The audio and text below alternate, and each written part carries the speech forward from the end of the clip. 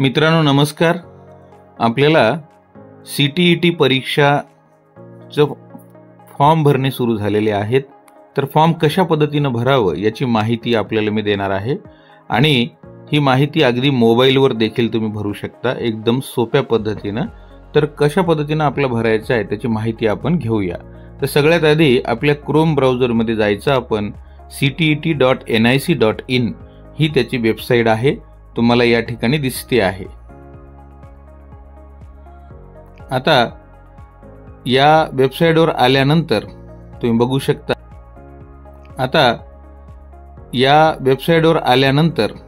बघू शकता, या ठिकाणी आपल्याला पूर्ण माहिती, एलिजिबिलिटी टेस्टची नोटीस बोर्ड ही सर्व माहिती आपल्याला या ठिकाणी दिसते आहे, ते सुद्धा आपण बघूया।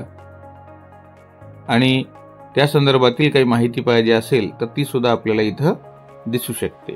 मग पुन्हा एकदा आपण या CTET वर वेबसाईटवर गेल्यानंतर या ठिकाणी अप्लाय फॉर CTET फेब्रुवारी 2026 या ठिकाणी इथे क्लिक करायचं आहे।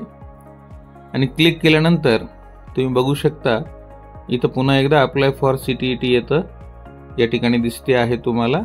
मग त्यावर आपल्याला क्लिक करायचं आहे, बघा या ठिकाणी। आता हे क्लिक केल्यानंतर आपल्याला एक्सटर्नल वेबसाईटवर हे घेऊन जाईल आणि गेल्यानंतर अशा पद्धतीने ही सर्व माहिती आपल्याला दिसते आहे। बघा या ठिकाणी सुरुवातीचे याचे स्टेप आहेत की रजिस्ट्रेशन करण्यासाठी तुम्हाला अप्लाय फॉर ऑनलाईन रजिस्ट्रेशन आहे आणि त्यानंतर फॉर्म भरायचा आहे। तर सोपं आहे मित्रांनो। अप्लाय फॉर रजिस्ट्रेशन जे आहे यावर आपल्याला आधी सुरुवातीला क्लिक करायचं आहे।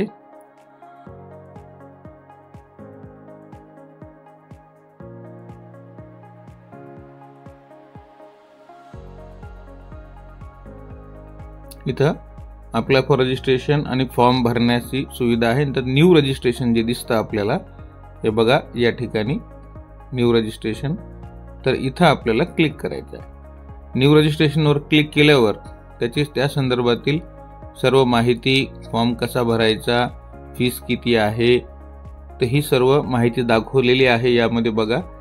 तर OBC साठी 1200 रुपये दोन्ही पेपरसाठी आणि एका पेपरसाठी या ठिकाणी किती पैसे लागतात त्याची माहिती इथे दिसते आहे तुम्हाला। मग 2 पेपर द्यायचा असेल तर आपलं 1200 रुपये लागणार।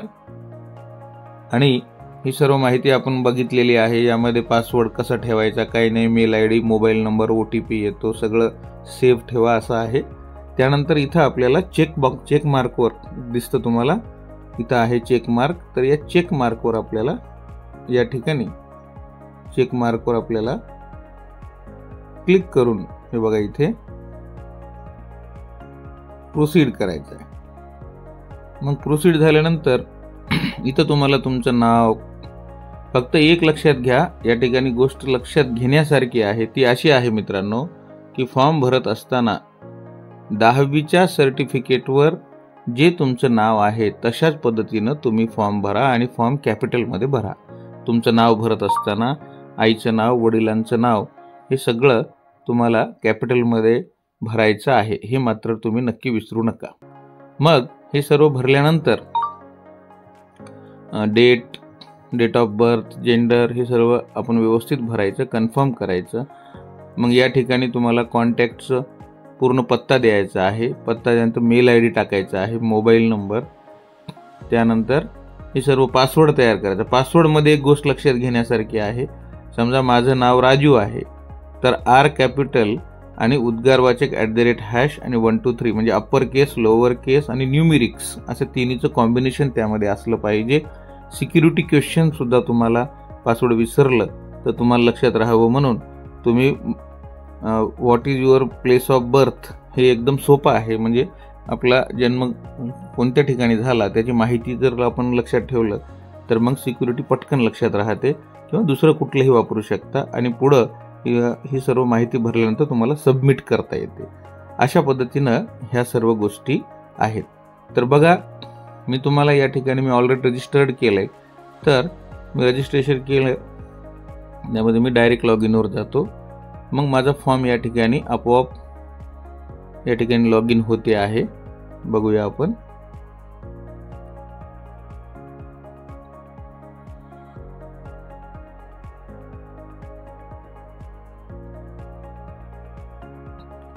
बघा, हा फॉर्म या ठिकाणी ओपन झालेला आहे. त्याचे स्टेप्स आहेत. रजिस्ट्रेशन फॉर्म मी कंप्लीट केले.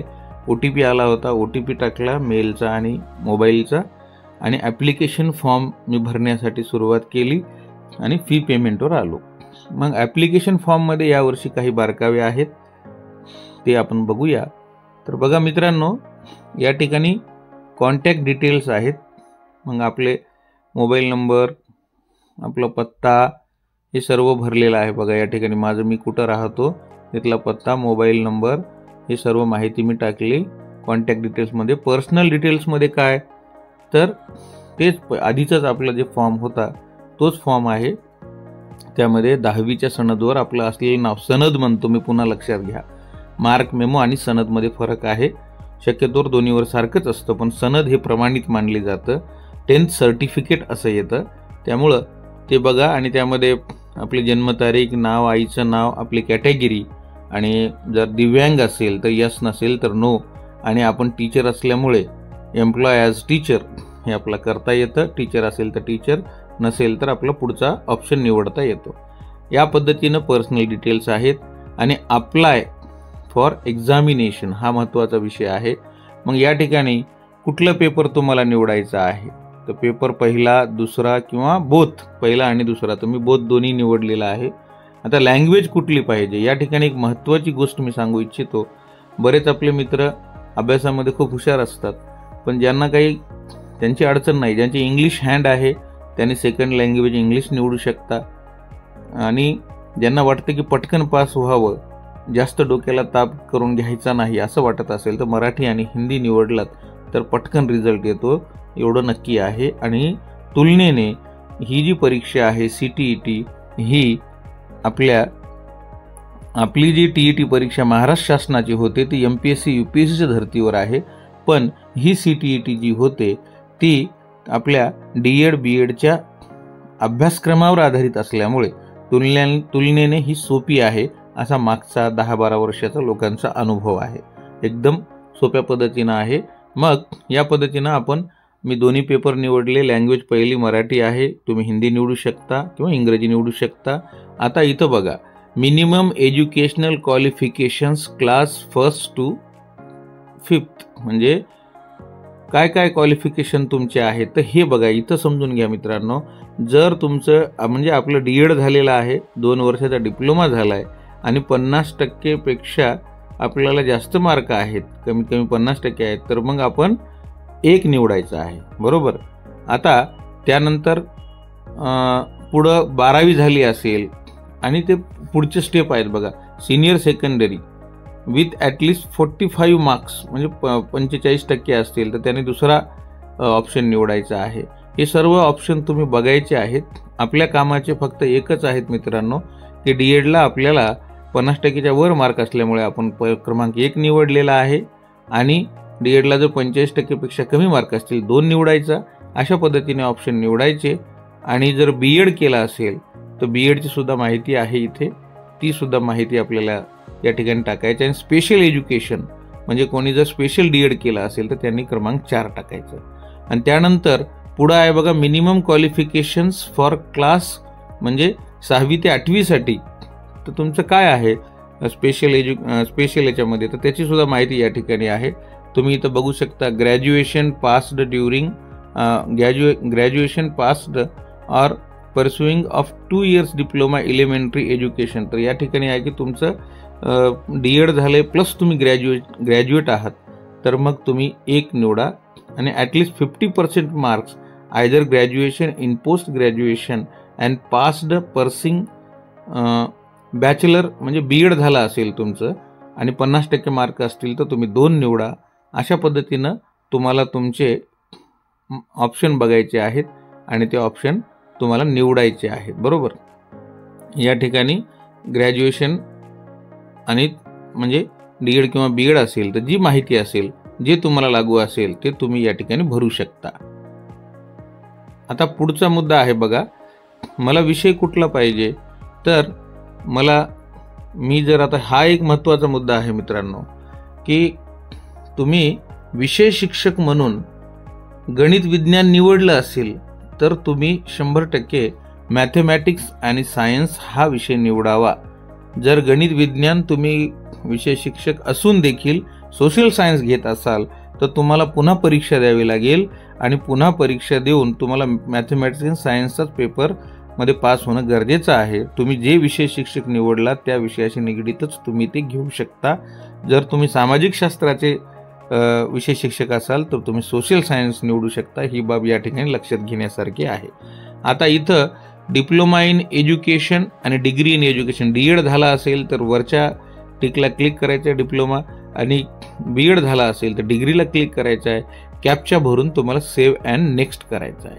आता पुढं क्वालिफिकेशन्स डिटेल्स आहे मित्रांनो. आता सेशन एक्सपायर्ड म्हणतं, एकाच ठिकाणी आपण जास्त वेळ थांबल्यानंतर पुन्हा एकदा आपण त्या वेबसाईटवर जाऊया आणि गेल्यानंतर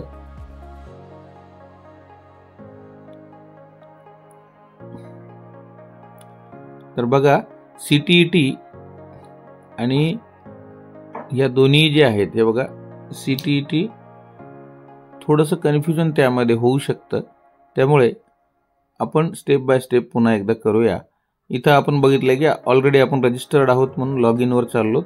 लॉग इनवर गेल्यानंतर आपल्याला ही सर्व माहिती आहे. मित्रांनो, तुम्हाला सर्व लाईव्ह आपलं दाखवण्याचा प्रयत्न आहे आणि सर्व माहिती कुठल्याही लॅपटॉपची गरज नाही, केवळ मोबाईलमधून तुम्ही माहिती भरू शकता.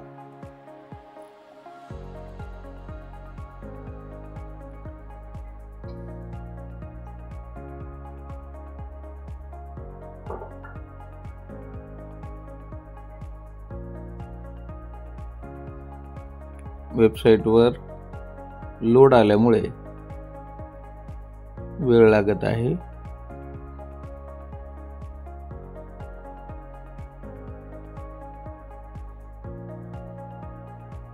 मग आपण